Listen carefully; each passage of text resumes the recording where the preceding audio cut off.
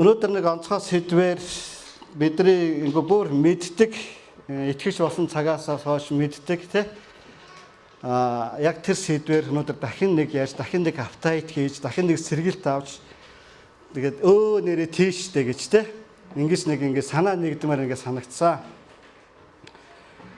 Шүүгчдийн цаг үед нэгэн Елмелех гэдэг залуу гэр бүлээ эхнэрээ 2 хүүхдэд дагуулад одоо өөрхөн төрсөн нутгаас гараад нүүдэл хийгээд явдаг.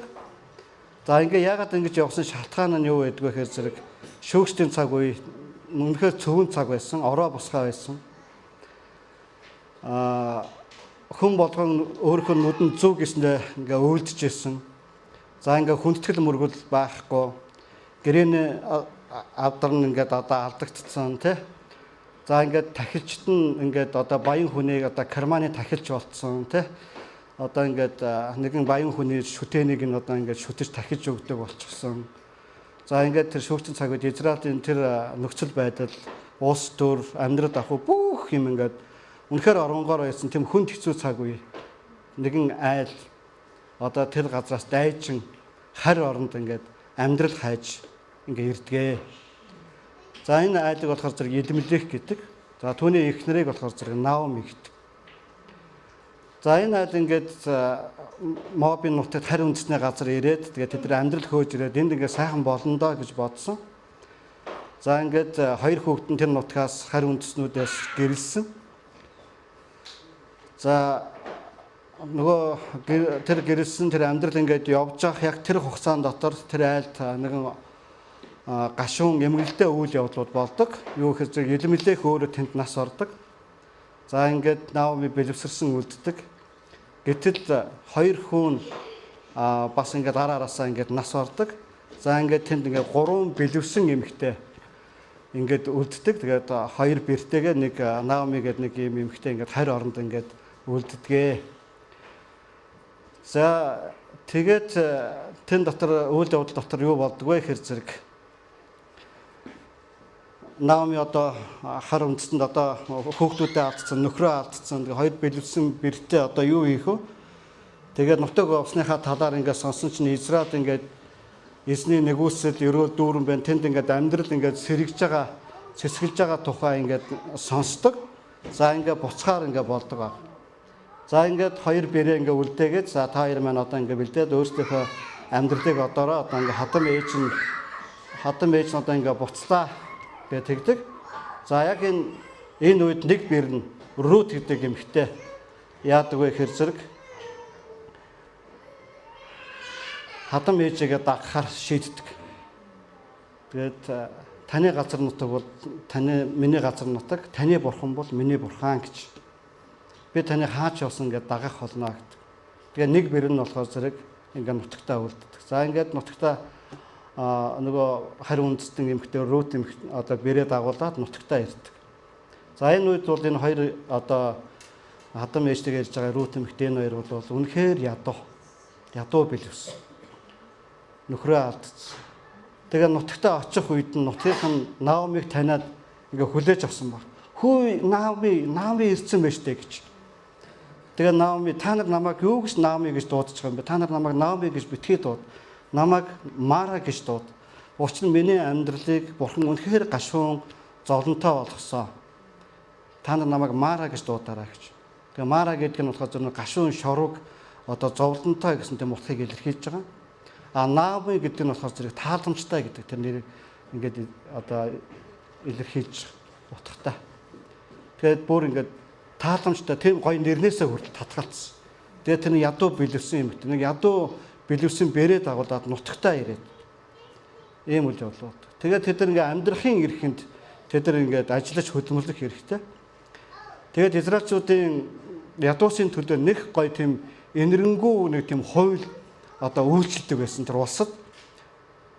Тэгээд газар тариалан буудаа хураах үеэр тэд нар ингээд хуу хамаад ингээд бүгдийг нь ингээд хуу хамаад ингээд одоо буудаага одоо цуглуулдаг байсан. Тэд нар буудааг хурааж авах үедээ тэд нар өвдөл цөвдөл үлдэгдлийг талбай дээр заавал үлдээх ёстой байсан.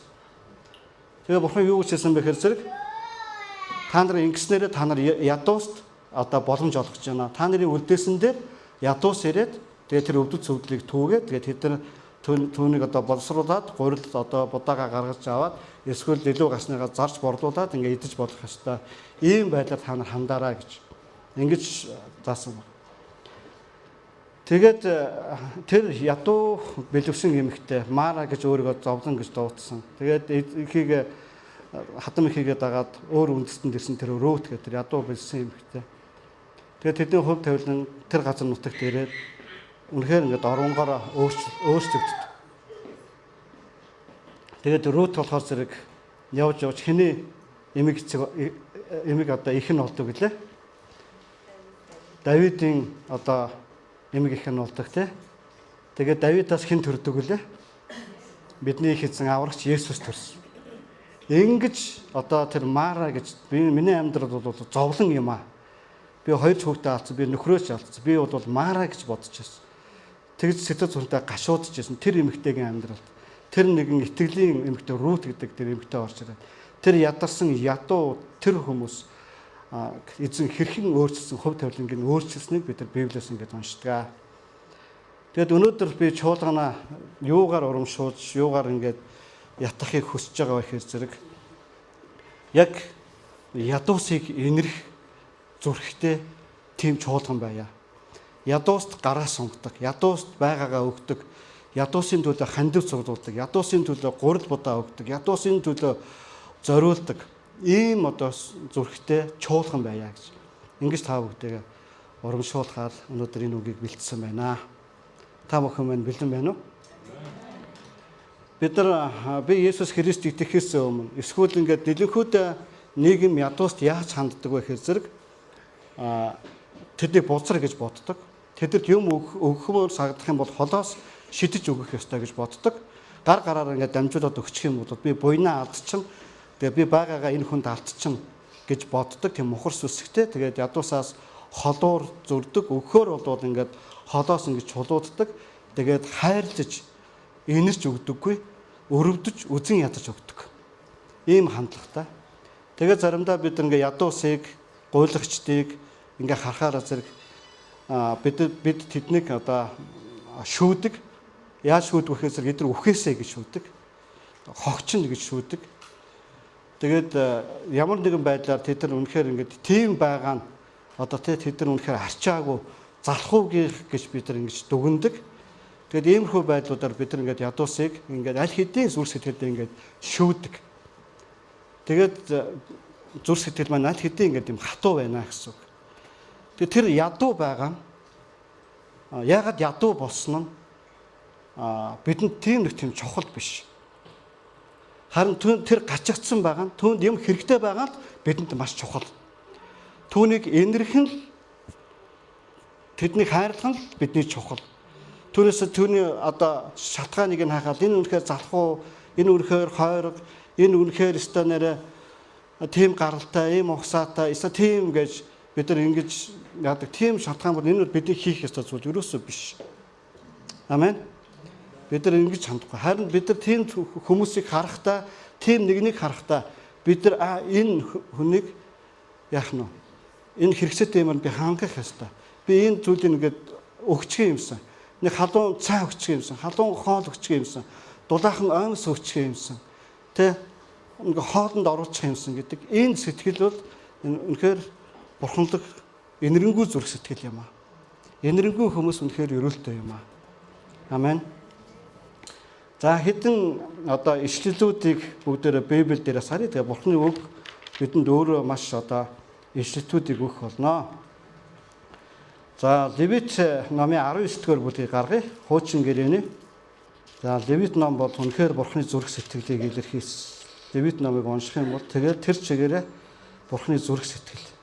За 9-с 10 дугаар ишлэлийг уншъя. Та нар газрынхаа ургацыг хурахдаа талбайнхаа өнцөг улан хүртэл гүйцэд хураах ёсгүй. Мөн ургацынхаа гээгдсэн үлдэгдлийг төвж цуглуулах ёсгүй. Мөн усан үзмийн талбайнхаа үлдэгдлийг бүү төв. Усан үзмийн талбайнхаа унсан жимсэгч бүү цуглуул. Эдгээрийг та нар ядуус болон ирмэл хүмүүс зориулан үлдээгтэн. Би та нарын бурхан эзэн байна гэж. Амен. За ингэж бурхан Израильчуудад өөрхийн ард түмэнд ядууст инэрл үзүүлээрэ яаж инэрл үзүүлж болох вэ гэдгийг ингэж заасан баг. За тэгтэл Амос гэдэг иш үзүүлэгчийн үед Израилийн хаан Амазягийн үед юу болсныг бүгдээр уншъя. За Амос номын 8 дугаар бүлэг 1-р ишлэлээс. Эзэн бурхан надад ийхүү үзүүлв. Харагтун тэнд зуны жимстэй нэгэн сагс байв. Тэр Амосо чи юу харж байна вэ гэхэд би зуны жимстэй нэгэн сагс гэсэн. Тэгэхэд эзэн надад миний ард түмэн Израилийн эцэс ирсэ. Би хойшид тэднийг хэлтрүүлэхгүй. Ордны дуунууд тэр өдөр ойр дуун болно гэж эзэн бурхан тунхаглаж байна. Олон нь үхтэл болж бүх газар тэднийг чимээгүйгээр гаргаж хайна гэлээ. Гашигдсан хүмүүсийг гიშгчдэг та нар үүнийг сонсоцгоо. Та нар нутгийн ядуусыг устгах гэж шин сар хизээ өнгөрөх вэ? Бид үр тариагаа зарах юмсан. Амралтын өдөр хизээ өнгөрөх вэ? Бид буудаан худалдааг нээх юмсан. Энэ нь Ефаг жижигрүүлж шекелийг томруулан хуурамч жинлүүлээр мэхлэхийн тулд ядуусыг мөнгөөр гашигдагчныг хос шахаагаар худалдан авч буудаан хаягдлыг мөн зарахын тулд гэдгээ гэж. За энэ Амаза хааны үед энэ Амос иш үзүүлэгч Израильчуудын эсрэг иш үзүүлж. Тэгээд түрүүний тэр Левит номдоор байсан тэр бурхны ард түмэндээ өгсөн тэр тушаалыг энд яасан бэ? Зөрчсөн байна тий. Гачигчдыг үнэхээр үл тоохоо байсан. Ингээ баяр хурдан өнгөрөөсөө. Баяраар ингээд нөгөө нэг ядууст ингээд тэд нар их инэрл үзүүлдэг байсан байна. Шин сараар тэд нар маш их инэрл үзүүлдэг байсан байна. Тэгээд ургацын болоод буудааныхаа юуг зарахыг тэд нар хичээсэн гэж байна. Хаягдлыг бүр зарах гэж.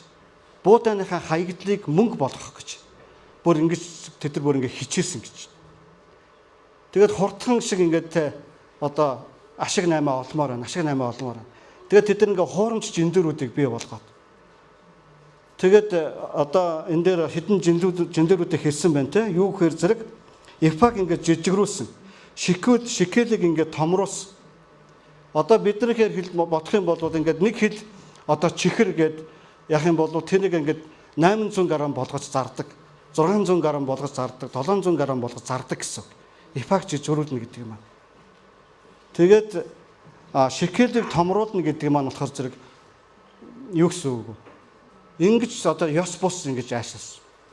Тэгээд гачигчдад ингэж хандсныхын төлөө буудааныхаа хальсыг зарах гэж хичээснийхэн төлөө хаягдлыг мөнгө олгох гэж ашиг олох гэж хичээснийхэн төлөө бурхан тэдний төлөө нэгэн зүйлийг хэлж байна. Та ингээд савн дотор байгаа ингээд те ногоо жимс ингээд зуны ногоо жимс.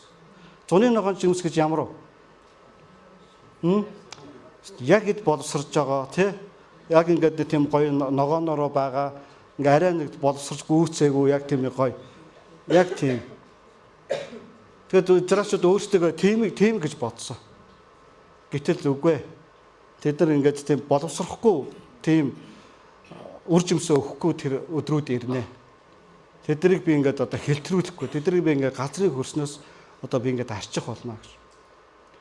Тэгээ бид нар ингээд Библи судлал дотор хаадуудын түүхийг ингээд судалж байгаа.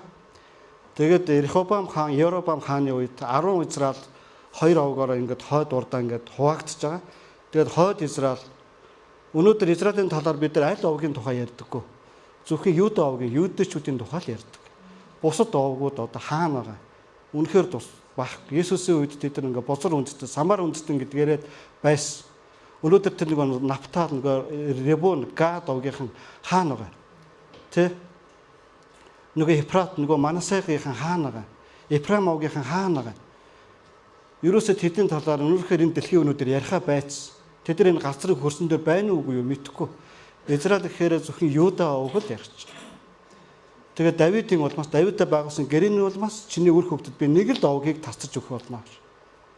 Тэгээд тэр овг нь өнөөдөр Юда. Тэр Юдагаас Есүс төрсөн.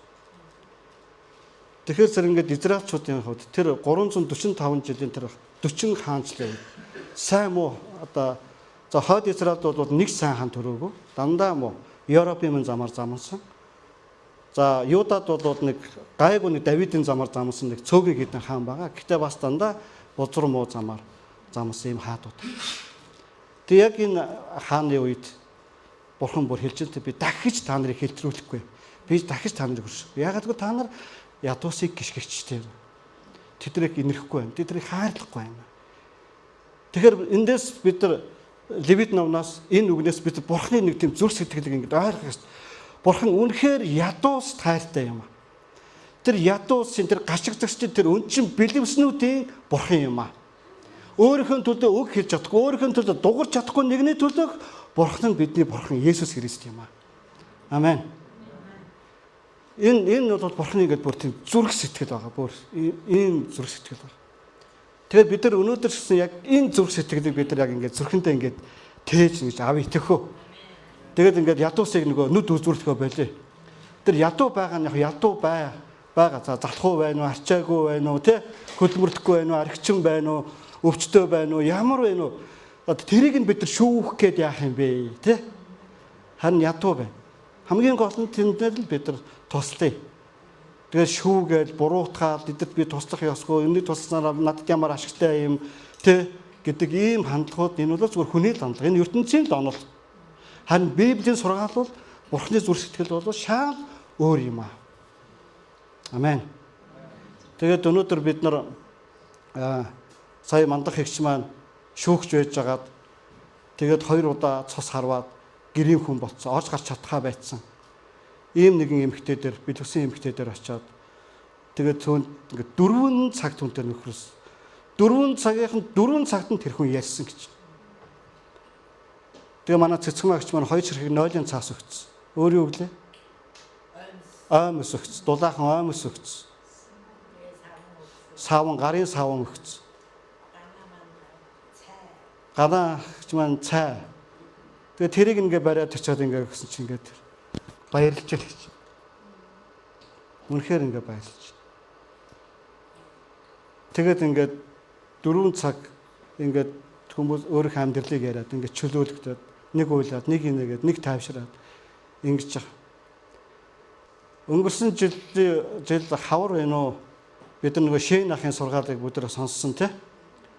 Шэйн ах маань яг энэ чиглэл рүү бидний чуулганыг ингэж чиглүүлсэн.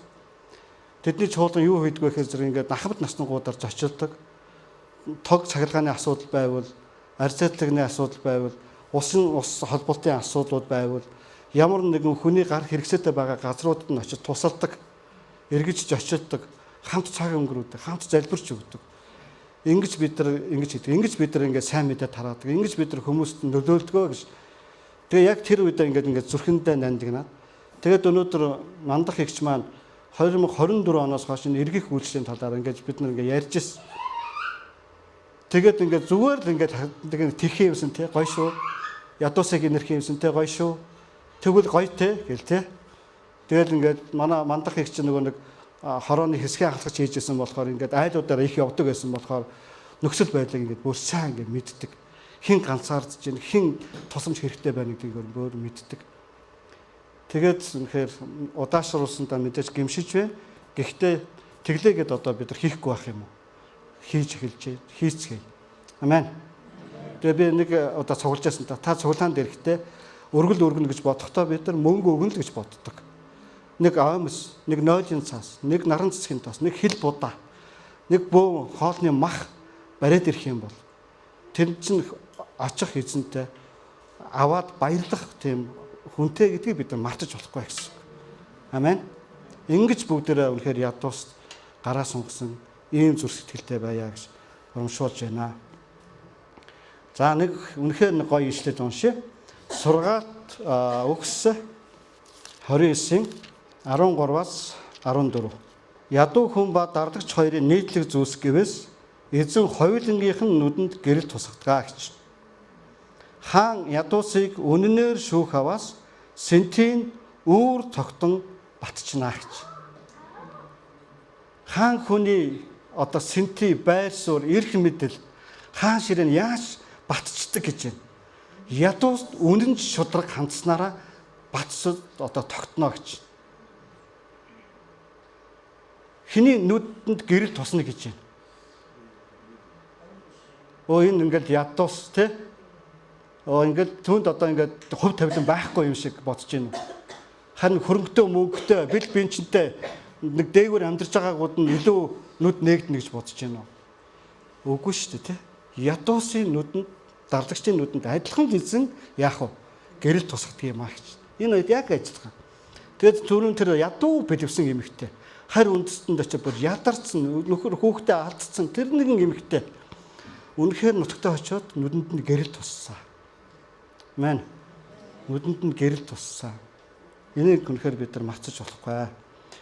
За дараагийн нэг сургаалт төгс 19-ийн 17-ыг уншийе. За намайг дагаад унших уу. Ядууг инэрэгч нь эзэнд зээлдүүлэгч.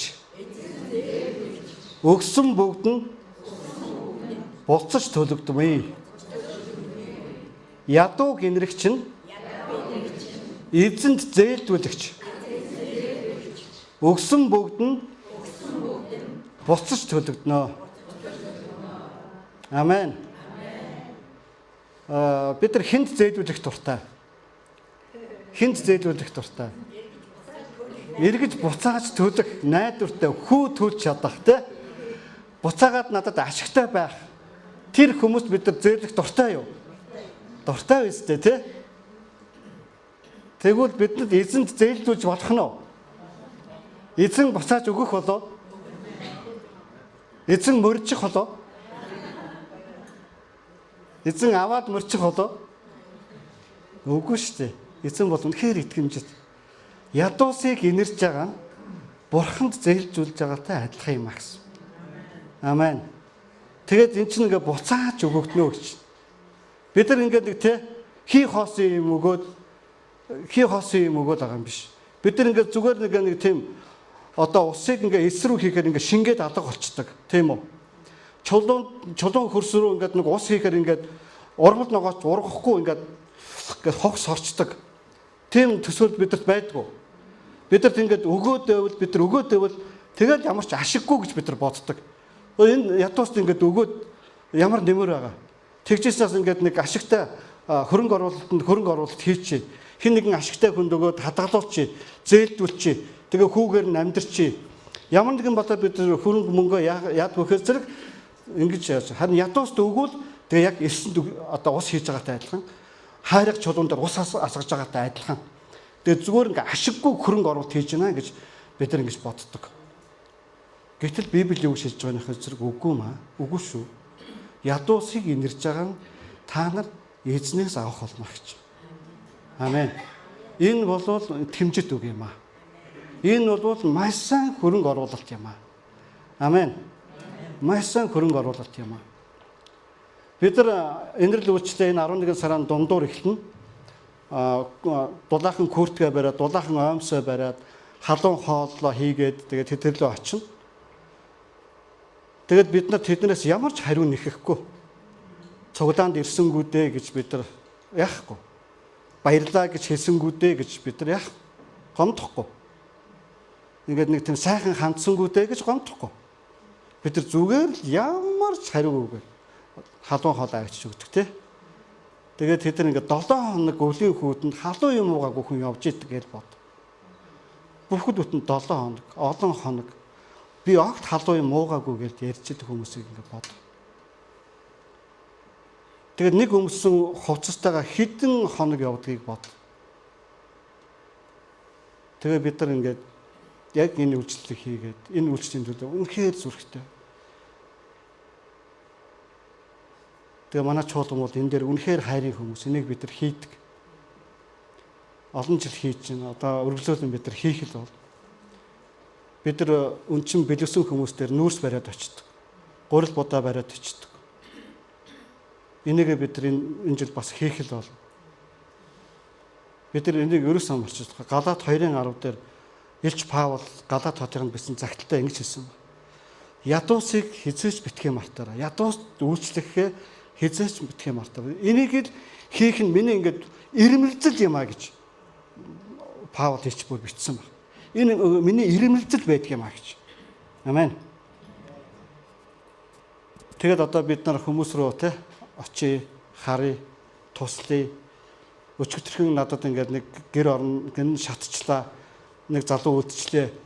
Тослог боломж байна уу гэж нэргүү маань Сүхбаатараас над руу ярьсан. Миний шав байсан, дагалдагч байсан. Тийм залуу маань байгаамаа гэрэн шатцаа та нэг яриад өгөөрэй, нэг халамсаад өгөөрэй гэж. Зарим нэг л осолд орж нэмдэг хэвтрийн болж гин гэдэг юмуд ингээд сонсогдож байна.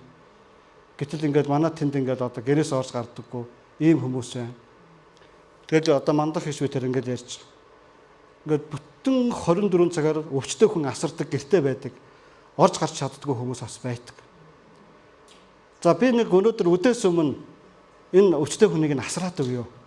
Та нэг сайхан гадуур дэлгүүр хоршоогоор явахгүй юу? Үзэж харах юм байна уу? Уулзах учрах хүн байна уу? Ингээд нэг амжуулах ажил байна уу? Нэг гараад ирээрэй. Үдээс өмнө би энэ хүнтэй чинь хамт байж. Эд чаддаг юм нүгий, цэвэрлэг юм цэвэрлэе. Вау. Тэгээ энийг ингээд энэ хандлагыг сонссон Бурханы зүрх сэтгэл баярын нулимс унж байгаа. Яагаад гэвэл тэр нөгөө нэг Левит номон дээр бичсэн тэр Бурханы зүрх сэтгэл. Яагаад гэвэл Израильчууд ядуусаа энэрхгүй байсныхын төлөө уурлан хэлгэнсэн тэр Бурханы зүрх сэтгэл. Бид нар энэ зүрх сэтгэлийг үнэхээр ойлгож бид нар ингээ хөдлөх ёстой. Амен. За сүүлээр нэг Илж Паултай биднийг ятгсан нэг ишлэлийг уншъя. 2 дугаар Коринт 9 дугаар бүлэг. Ариун хүмүүс зориулах үйлчлэлийн тухай. Та нарт бичих нь надад илүүц юм аа гэж. Учир нь би та нарын чин сэтгэлийг мэдэх ба Македончуудад Ахай нодонгоос бэлтгэгдсэн хэмээн та нараас сайрхсан бөгөөд тэдний олонх нь та нарын зүтгэлд урамссан билээ. Та нарын талаарх сайрхад маань хоосон биш байгаасаа гэж би ах дүүсийг илгээлээ. Харин та нар хэлснээр минь бэлэн байгаарай. Нөгөө төгөр хэрв надтай хамт очих зарим македончууд та нарын бэлэн бус байгааг чинь олж харвал та нарыг хэлэлтгүй итгэлтэй сархалтай бид ч ичих болно. Тиймд ч та нарын хэдийнэ амлсан өгөөмөр сэтгэлийн бэлгийг урдаас зэгцүүлэхийн тулд ах дүүсийг төрүүлж явуулахаар ятгах шаардлагатай хэмээн би үзлээ. Ингэснээр албадлагын бус харин өгөөмөр өглөг байхаар бэлтгэгдэх юм аа. Тэгэхээр ийм байна. Харам таригч нь харам хураам. Өгөөмөр таригч нь өгөөмөр хураам. Хүн бүр дурамчхнаар бус албадлагаар бус зүрхэндээ байгаачлан өгөختөн. Учир нь урайлахнаар өгөгчийг Бурхан хайрладаг. Та нарыг Бурхан бүхэл дөрөөлөөр бэлгаах чадaltaй. Харин та нар бүх зүйлд бүхэл талаар өргөс сэтгэл хангалуун байж альва сайн үлээр дүүрэн бэлхан байгаарай. Энэ нь тэр тараасан ядуус төгсөн. Төөний зүт байдал мөнхөд гэж бичигдсэн байх юм аа гэж. Ариун хүмүүс Библиэд зориулах юм талаар би та нартай бол ярих юм байхгүй гэж Илж Паул Коринт хотынд хэлсэн байна те. Одоо Библийг хайрлахад сурцсан байна. Библиэдээ өгөхөд сурцсан байна. Библийнхээ гачигталтаа одоо тогтцогтой юмыг хараад өгдөг болцсон байна те. Ингээд энэ халуун ам бүл дээрээ бол ариун хүмүүсийн төлөө хэрэгцээнд бол санаад орсон. Энэ дээр бол үнэхээр хэлэх юм алга. Энэ ч гэсэн манай чуулган ханд бас үнэхээр хэлэх юм алга. Тийм үү? Одоо ингээд айлбаа болох гэж байна. Үйлчлүүдэд дэмжихэд үнэхээр зүрх сэтгэлтэй байна. Хин нэгээ ингээд сайхан урмын үг хэлэхэд хин нэгэндээ ингээд бэлэг бариад очиход энэ нэгнийхээ дутууд ингээд нэмэр болоход бол манай чуулганд үнэхээр хэлэх юм алга. Тэгээд Коринт хотынд нэг зүйлийг чухалчлан Илж Паул захиж байгаа. Та нарын өгөөмөр бэлэн байдлын талаар ялангуяа тэр амлалтын чинь талаар би бүр ингээд одоо энд байгаа одоо хүмүүст ингээд бүр сайрхацсан тий. Ингээд сайрхацсан байгаа шүү. Одоо тэд нар ингээд өгнө гэдэг ингээд амлалтсан байгаа шүү. За тэгээд энэ амлалтын чинь дагуу би та нарын амлсан бэлгийг ахуулахаар яг одоо яаж юм хүмүүсийг та нарт ингээд илгээж байна. Тэгээд ингээд тэр хүмүүсийг яваад очсон чинь та нар ингээд бэлэн биш байж ах үедээ тий. Нөгөө амлсан юм мартцсан байж ах үедээ, өгнө гэсэн юм мартцсан байж ах үедээ. Тэгвэл тэгээ бид нар бас энэ дээр ичэн шүү тий. Тийм учраас ингээд та нар амлан өгнө гэсэн юм ингээд бэлдсэн байж байгаараа гэдэг. Тэгээд энэ хандивыг энэ бэлэг сэлтийг Илж Паул хэний төлөө зориулж авсан байх зэрэг Иерусалимд өлсгөлэн болоод Иерусалимын сүмийн итгэгч нар ядуу байсан яг тэр цаг үед. Илч Паул Иерусалимын анхны тэр чуулганы итгэгчдийн төлөө хандив цуглуулж байгаа нь. Тэгээд бусад чуулгануудаасаа ингээ өгөөчөө ингээд өгөөрөө бэлэг ингээ бэлдээрээ гээд загсан баг. Тэгээд тэр бэлгийг авахлахаар хүмүүсийг ингээ явуулж. За тэгэхээр өгөх тухай өгөөмөр байдал гэдэг нь болохоор тийм гинтийн сэтгэл хөдлөл, гинтийн мэдрэмж байх боломжгүй. Энэ нь бидрэг заримдаа сорилтонд оруулдаг. Тэгээд саяхан нөгөө пак багшийн магтаалын дээр манай пак багш гэсэн гоё жүжигчсэн дараамчсан ингээд үзүүлж байгаа юм ингээд яг ингээд өргөл өгөх болоод өргөлийн ингээд сав барьсан ингээд огтогч ингээд яваад кармаг авахаар тэ за нэг 1000 төгрөгөл ингээд өгчий гэдэг ингээд өгөх гээд ингээд тэмтэрж жагаад ингээд гаргаад ирсэн чинь 20,000 төгрөг гараад. Тэгээд нөгөө огтогч ингээд өөдөөс нь хараа саваа бариад ингээд зогсож байна. Би 1000-ыг өгөх гэжсэн шүү дээ тэ. Тэгээд ингээд буцаач хийх үү, өгөх үү, буцаач хийх үү, өгөх үү тэ.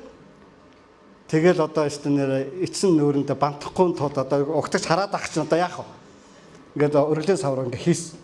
Тэгээд энэ болохоос ингээд баяртай хийж байгаа өргөл биш. Ингээд хармын сэтгэлээр тэ.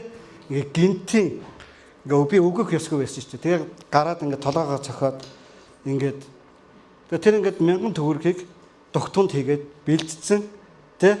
Тэгээд хаана байгааг ингээд мэдсэн. Тэгээд ингээд өгвөл шийдсэж өгж байгаа өргөл энэ байхгүй. Тэгээд тэр 1000 байна уу 20,000 байна уу тэр нэг чухал биш. Хамгийн гол нь нөгөө бэлдсэн зүрх би өгөх нь ингээд шийдсэн зүрх сэтгэл нь яг энэ ингээ эзэнд ингээ тааламжт юм аа. Амен.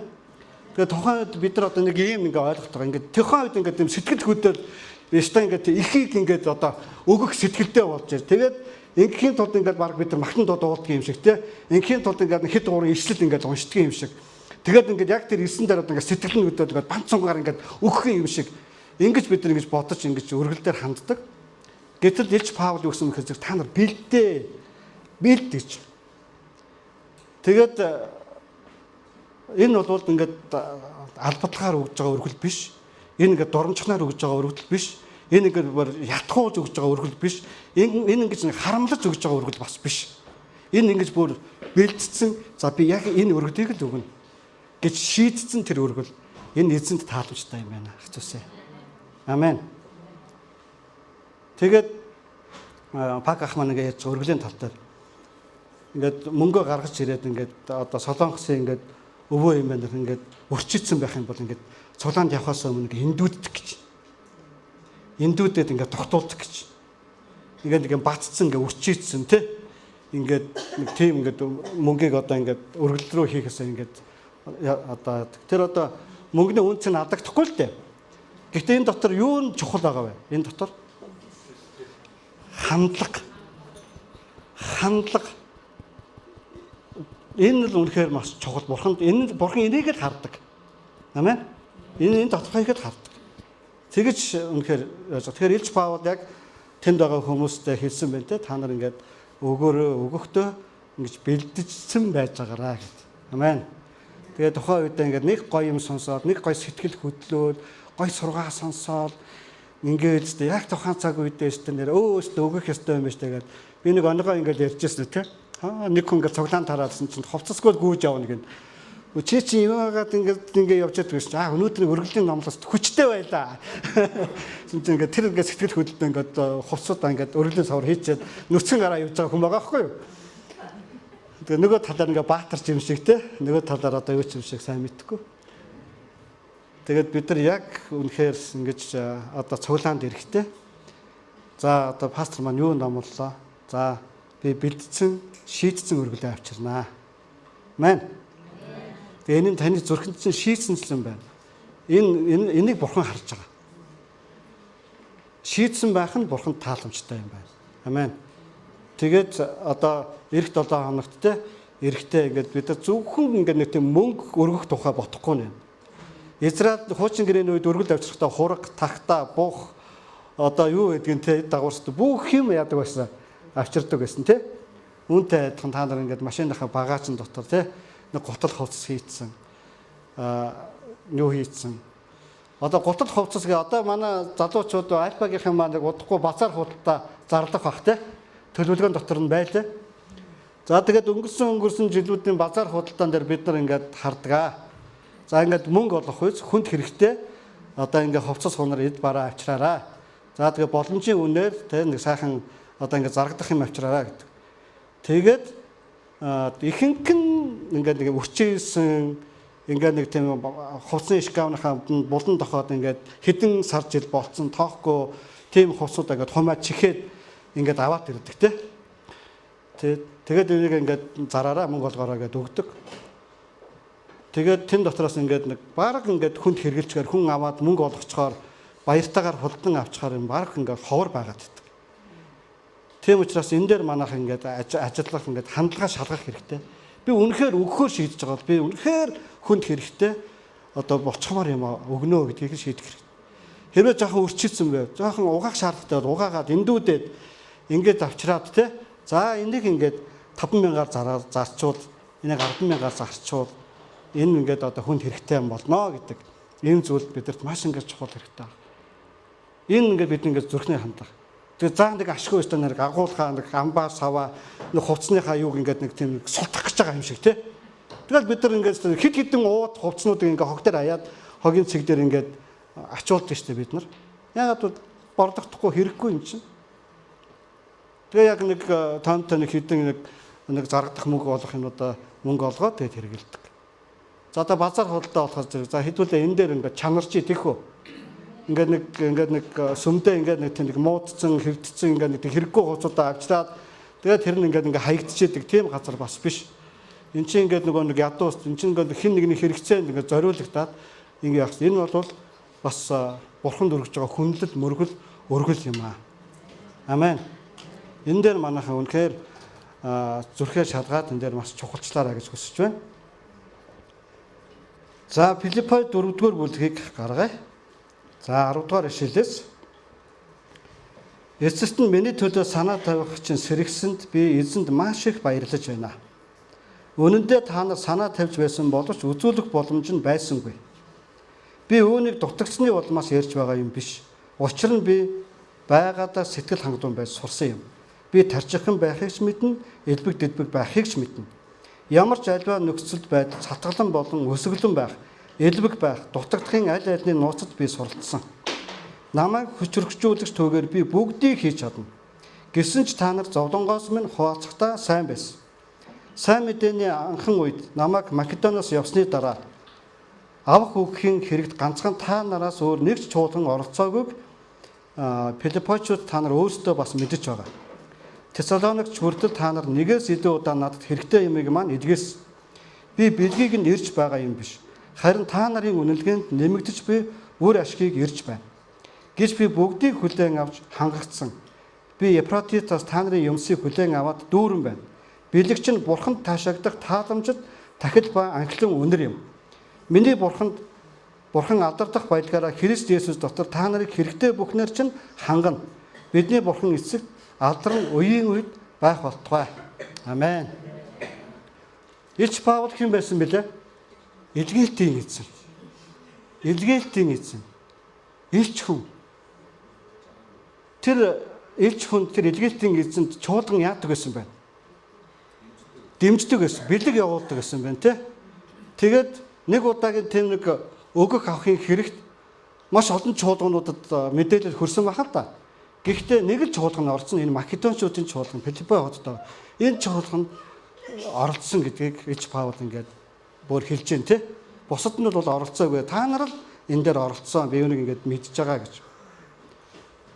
За тэгэхээр өгөөмөр байдал маань болохоор зэрэг хит хитэн зүйлс дээр явж байгааг та нар ингээд анзаарах хэрэгтэй. Хамгийн чухал нь ядуу хүмүүс. Ариун хүмүүсийн хэрэгцээнд тийм үү. Тэгээд чуулганыхаа хэрэгцээнд гэдэг энэ зүйлүүдийг бид нар энд ингээд гурван зүйл дээр ялгаж салгах ёстой. Тэгээд хамгийн их бурхны зүрх сэтгэл нь хөдөлдөг зүйл нь тэр ядуусыг нөхөр марцж байгаа. Тэгээд илгээлтийн эцдийг бид нар төв чуулган бид нар олон илгээлтийн одоо амьдралтай хүмүүстэй тийм чуулган бид нар яг энэ өгөх авахын хэрэгт бас бид нар ингээд оролцдог нэгдэлтэй байх нь маш чухал байгаа. Заримдаа хоёр пастор маань өөрсдөө Монголд групп дээр те за тэдний маань тийм юмд хэрэгцээтэй болоо, ийм хэрэгцээтэй болоо, данс тавьдаг, өмг тавьдаг. За тэгээд энэ дээр хэр оролцдог сайн мэдэхгүй. Гэхдээ бид нар энэ дээр овжин харах ёстой. Одоо яг дэмжих боломж байна, хэрэгцээ байгаа юм байна гэж ингээ харах боломжтой. Хэрвээ тийм хандив аян ямар нэгэн захиалга явахгүй байсан ч гэсэн одоо эргэлтийн эзэд рүүгээ бэлэг явуулах тийм сэтгэлтэй чуулганы итгэгчид байгаараа. Илч Паул энэ дээр ингээд бүр дуртай байна те. Ингээ надад ингээ явуулж би ингээ дутагдсны улмаас ингээ яриад байгаа юм биш. Тэр хараа нэг зүйлийг хэлсэн. Тэрийг та нар хардаа. Би бэлгийг нэрж байгаа юм биш. 17 дугаар ишлэл дээр. Би бэлгийг нэрж байгаа юм биш. Харин та нарын үнэлгээнд нэмэгдэж би өөр ашигыг чинь нэрж байгаа маа гэж. Амен. Илч Паул ингээ би хангахдахтаа надад миний одоо дутуу юм одоо хангахдахтаа одоо тийм одоо чухал биш. Илч Паул хэлсэн би бол ядуу байх чадна. Тэ? Би хөдөн нөтөн байж чадна. Би энэ нууцад суралцсан. Би бас элбэг дэлбэг хангалтун байж чадна. Би бас үүний нууцад суралцсан. Ингээд би юмтай байх, юмгүй байх бол надад ерөөсөө тийм одоо сорилт болохоо болцсон гэж одоо Илч Паул ингээ хэлж байгаа. Харин та нар өгөөмөр байх юм бол та нар бэлэг илгээх юм бол энэ нь та нарт л үр ашиг авчирна гэдгийг л та нар мартаж болохгүй шүү гэж Илч Паул хэлж байгаа. Амен.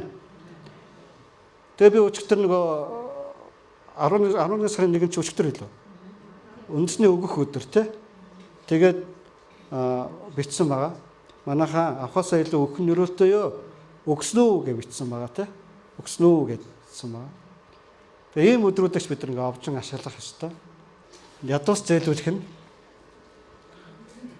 ядуусыг инэрх нь эзэнд өгч байгаатай адилхан, зээлдүүлж байгаатай адилхан. Тэгээд эзэн болвол итгэмжтэйгээр буцааж өгнө. Өгөхдөө хүүтэн ч өгөгчсөн байх. Магадгүй хэд дахин одоо нөгөө бидний нөгөө бие биенийгээ өрөөх дуртай өгödөгтэй 30 60 100 дахин гээл те. Тэгж ч одоо өрөөж өгөх боломжтой. Одоо бидний бурхан бол үнэхээр одоо Яавэ ирээ юм аа. Амен. Эзэн аль хэдийн бэлдсэн өгөх юм аа, аль хэдийн бэлдсэн юм аа. Амен. Энэ үг хаана гардаг вүлээ? Эзэн аль хэдийн өгөх юм аа, бэлдсэн юм аа. Эзний ууланд бид нар хангагдах болно. Эзэн аль хэдийн бэлдсэн байгаа. Эзэн гинтгэн өгдөггүй те. Өстө нэрэ бид нар шиг нэг сэтгэл хөдлөлтөд өгөхөөс гэж өгдөггүй бурхан. Тэр аль хэдийн бэлдсэн. Тэр Авраам хүүгээ тахил болгон өргөх гэж байхад бойл би аль хэдийн тахил бэлдсэн гэж хэлсэн. Бургасанд ороосолдсон хонь эс. Аль хэдийн бэлдсэн. Амен. Тэр бидний төлөө аль хэдийн бие бэлдсэн байсан. Тэр хүүгээ бидний төлөө золиос болгон өгөхөөр бэлдсэн байсан. Амен. Тэр ингээд нэг амьдралын явцад ингээд явж байгаа ингээд боддог гинэт сэтгэл нь хөдөлдөг бурхан биш. Тэр бүх юмыг бэлдсэн бурхан юм аа. Амен. Тэр бидний төлөө бүх зүйлийг бэлтцээ. Амен. Танд ингэж итгэж байна уу? Амен. Тэнгэрээс эзэн бидний дээрээс бэлгүүдийг цутганаа. Тэр ивэлүүдийг өгнө. Тэр Тэнгэрийн цонхыг ингээ та нарын дээр хальтал асгах хэсгийн талаар та нар намайг шалгаарай гэж хэлсэн бурхан бол итгэмжит бурхан юм аа. Амен. Тэг. Мэдээж бурхан биднээс ингэж загсан. Ядуус үргэлж та нарын эргэн тойронд байх болно гэж хэлсэн. Ядуус та нарын эргэн тойронд үргэлж байх болно. Гэхдээ бурхан хэн нэг ядуу байгаасаа гэж боддог бас бурхан биш юм аа. Тэр биднийг үнэхээр ивэхийг хүсдэг, өрөөхийг хүсдэг тийм бурхан юм аа. Амен. Тэгээд энэ эшлэлдэр юу хэлсэн бэхээр би та нарыг өгөөмөр байдлын төлөө юм бүхэнд баяжуулах болно гэж. Өгөөмөр байдлын төлөө юм бүхэнд баяжуулах болно. Үргэлж хэн нэгэнд үргэлж өгөх юмтай байна гэсэн үг. Амен. Ийм хүнийг баян хүн гэдэг. Хэн нэгэнд үргэлж өгөх юмтай хүнийг, өгдөг хүнийг баян хүн гэдэг. Амен. Энэ бол Библийн тодорхойлолт. Тэгээд Македони гэдэг тэр чуулган бусад чуулгануудаас хамгийн ядуу чуулган байсан. Тэгвэл тэд нар хамгийн түрүүнд онцгойрон Илч Паулын төлөө бэлэг цуглуулж өгсөж чадсан. Тэр чуулган бол Македончуудын чуулган байсан. Амен.